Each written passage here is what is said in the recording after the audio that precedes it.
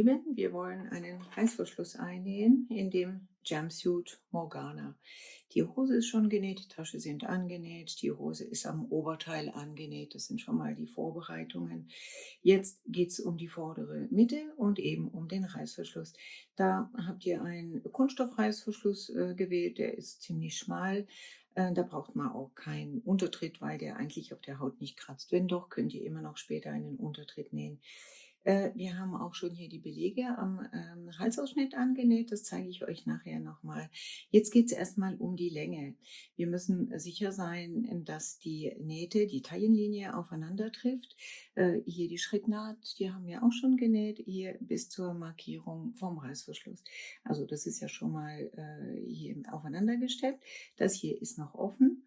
Und dann habe ich hier oben noch die Reißverschlussmarkierung, also das Ende hier vom Reißverschluss festgesteckt. Und dann kontrolliere ich mal, ob das alles aufeinander passt. Und dann schaut ihr hier, ob die Nähte passen. Wenn es 1, 2 Millimeter sind, das kann man dann beim Reißverschluss annähen wieder korrigieren. Wenn nicht, dann müsst ihr hier die Taillennaht nochmal korrigieren an der Seite, die länger ist. Das ist meistens einfacher. Ja, so, jetzt haben wir bei dem Jumpsuit Morgana, der schließt anders als eine Jeans von rechts auf links. Das heißt, auf deiner linken Körperseite ist der Untertritt und auf deiner rechten Körperseite ist dann der Übertritt. Das da hier ist der Übertritt, ja, wenn man sich das vorstellt, das kommt jetzt hier so auf meinen Körper, dann ist da die rechte Seite, ist deine rechte Seite. Hier habe ich dann auch die Flieseline auf den Übertritt aufgebügelt und die geht genau bis zur vorderen Mitte. Auf der anderen Seite, das ist der Untertritt, da habe ich die Flieseline 5 Millimeter im Abstand von 5 Millimeter von der vorderen Mitte aufgebügelt. Und jetzt bügle ich den Übertritt entlang der vorderen Mitte und den Untertritt eben entlang der Flieseline. So, das ist der linke Rand vom Reißverschluss oder von der Öffnung vorne. Und da habe ich jetzt die Nahtzugabe eben 5 Millimeter vor der vorderen Mitte umgebügelt. Ich wollte euch noch zeigen, wie es hier oben ist. Da haben wir, das ist ein V-Ausschnitt. Das ist aber im Prinzip bei dem Schlitzausschnitt ganz ähnlich. Der ist angenäht. Hier sieht man die Unterstepplinie vom Beleg. Und der ist bis hier ohne die Nahtzugabe, also bis 1 Zentimeter davor, ist er angenäht. Auch schon hier entlang dieser Linie 5 Millimeter neben der vorderen Mitte. Ja, also und jetzt drehen wir das dann um, legen hier den Reißverschluss und dann können wir hier das Band darunter schieben. Später könnt ihr dann selber entscheiden, ob ihr diese Nahtzugaben einschlagt, damit es dann auch von innen schön aussieht oder ob ihr es so lassen wollt. Aber eins nach dem anderen. Jetzt schnappen wir uns den Reißverschluss und stecken ihn auf die Untertrittseite. Jetzt habe ich die linke Seite von meinem Jumpsuit vor mich hingelegt mit der rechten Stoffseite nach oben. Hier ist die Schrittnaht, die endet an der vorderen Mitte. Das wollte ich euch noch zeigen, um hier den Untertritt umbügeln zu können. 5 Millimeter neben der vorderen Mitte müsst ihr hier hinten die Nahtzugaben oder den Untertritt einschneiden. Ich habe das so eingeschnitten, dass es in der Flieseline ist, dann löst sich das später auch nicht auf. Seht ihr, eingeschnitten bis hier 5 Millimeter vor der vorderen Mitte. So kann ich das umbügeln.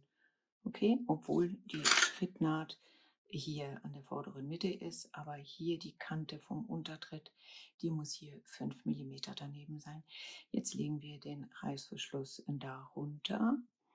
Die Nahtzugabe legen wir jetzt auch mal so und stecken ihn dann fest mit den Zähnchen nach oben.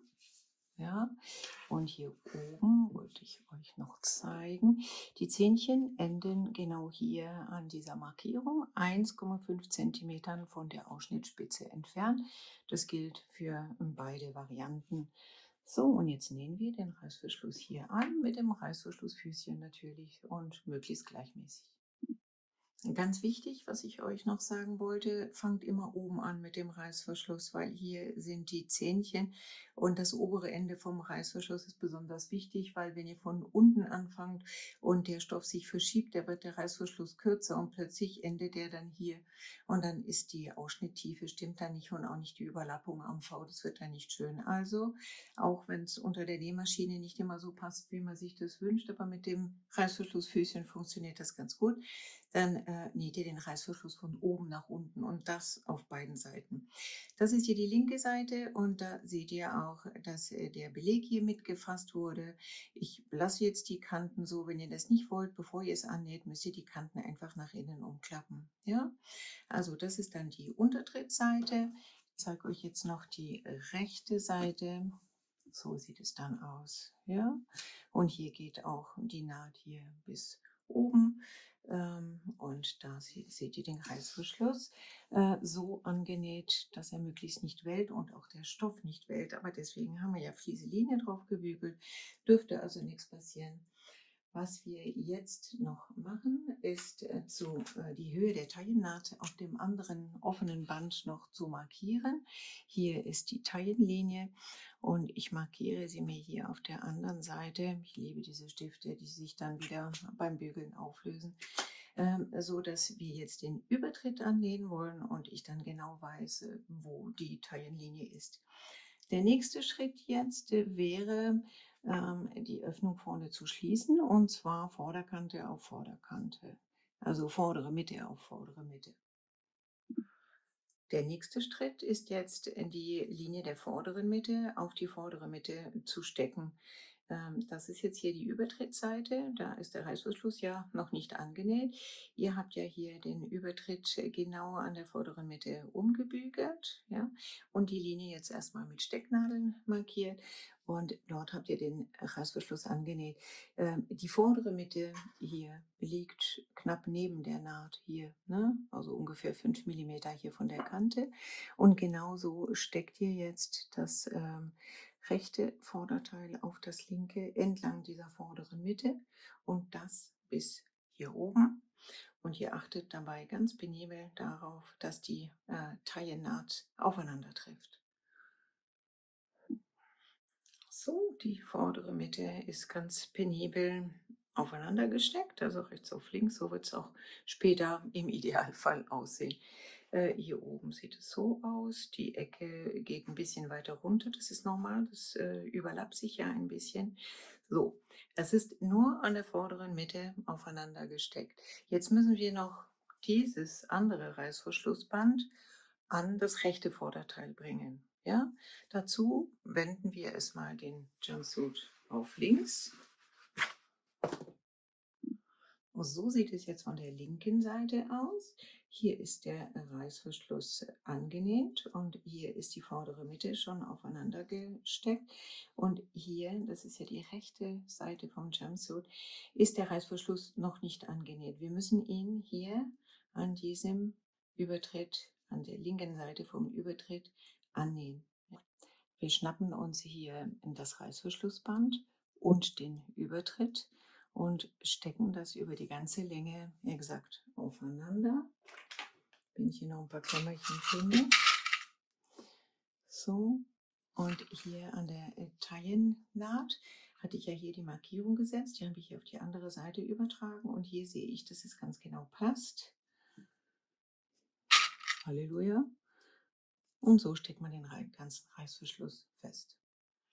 Um jetzt das nähen zu können, schnappen wir uns das und klappen den restlichen Jumpsuit weg. Ja? Und hier haben wir dann eben den Übertritt, also die linke Seite davon und den Reißverschluss. Und am besten legt ihr das so unter das Reißverschlussnähfüßchen und näht den Reißverschluss von oben ab nach unten. Hier. Da seht ihr, die Rundung hört hier auf. Das ist dann das Ende vom Übertritt. Der Reißverschluss ist ein bisschen zu lang, das können wir dann später kürzen. Und ihr näht einfach bis hier am Ende von der Rundung. So, jetzt ist das rechte Reißverschlussband an den Beleg angenäht, an den Übertritt. Und hier oben habe ich erstmal den Beleg vom Halsausschnitt so festgesteckt, dass es hier schön glatt liegt. Jetzt wenden wir unser Jumpsuit auf rechts. Es ist ja jetzt so, dass es nur mit diesem Band befestigt ist, also fixiert ist, nicht mit dem Oberstoff. Ja, es passiert immer wieder mal, dass man denkt, dass man diese Absteppnaht nicht braucht.